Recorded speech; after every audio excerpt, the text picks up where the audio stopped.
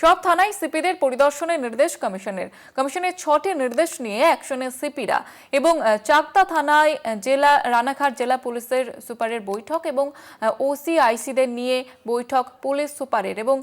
যে নির্বাচন কমিশনের তরফ থেকে যে নির্দেশ দেওয়া হয়েছে এবং 6টি পয়েন্ট বলে দেওয়া হয়েছে সমস্ত নিয়ে সতর্কতা সব থানায় এই বিষয়টি নির্দেশ দেওয়া হয়েছে এবং সেই মতোই অ্যাকশনে পুলিশ আধিকারিকরা চাকদা থানায় রানাঘাট জেলা পুলিশের সুপারের বৈঠক এবং ওসি আইসিদের নিয়ে এই বৈঠক সুপারের এবং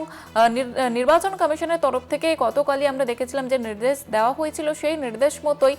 পুলিশ সুপাররা তারা সমস্ত থানায় পরিদর্শন করেন এবং থানায় পরিদর্শনের পরে কিন্তু কড়া নির্দেশিকা জারি করেন এবং যে 6টি পয়েন্ট বলে দেওয়া হয়েছিল যে কোনো রকমের সেখানে অব্যবস্থার ছবি যেন না ফুটে ওঠে এবং অশান্তি এড়ানোর জন্যই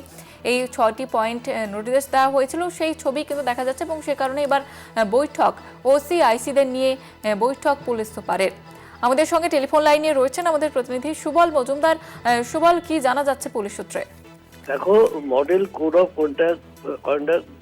ঘোষণা হওয়ার পর থেকেই যে প্রত্যেক জেলা পুলিশের কাছে 6টি নির্দেশিকা নির্বাচন কমিশন থেকে দিয়েছে। উদ্দেশ্য বা লক্ষ্য একটাই, শান্তিপূর্ণ ভোট, গন্ডগোলবিহীন ভোট, হিংসাবিহীন ভোট। এইটা নিয়ে রানাঘাট জেলা পুলিশ সুপার রানাঘাটের 9টি থানা, যেখানে ইতিমধ্যেই 9 কোম্পানি কেন্দ্রীয় বাহিনী, প্রত্যেক থানাতে একটি করে কেন্দ্রীয় বাহিনী চলে এসছে এবং প্রত্যেক থানায় কিন্তু এই জেলার পুলিশ সুপার আশিস মৌর্য থানার আধিকারিক, থানার অফিসার, থানার অন্যান্য পুলিশ কর্মীদের নিয়ে বৈঠক করছেন, মিটিং করছেন এবং তাদেরকে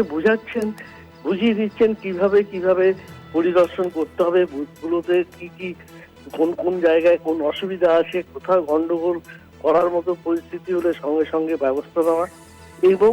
শান্তিপূর্ণ ভোটটাই লক্ষ্য। মানুষের কনফিডেন্সকে বাড়ানো দরকার, মানুষ যাতে নির্ভয়ে ভোট দিতে পারে সেটা সুনিশ্চিত করতে হবে, যেটা নির্বাচন কমিশন থেকে